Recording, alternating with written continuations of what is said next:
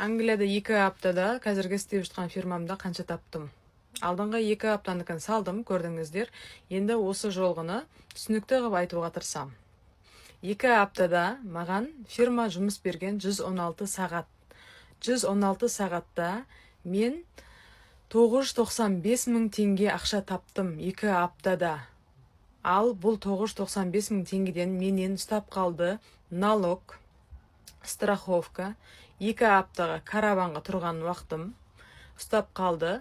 Сонда қолыма таза тигені 704 мың теңге тиді, курс 630 бен есептегенде. 704 мың теңгеден мен тамағымды аламын, аптасына 50 мың теңгеден 2 аптаға 100 мың теңге алып қалсам, 603 мың теңге қалады.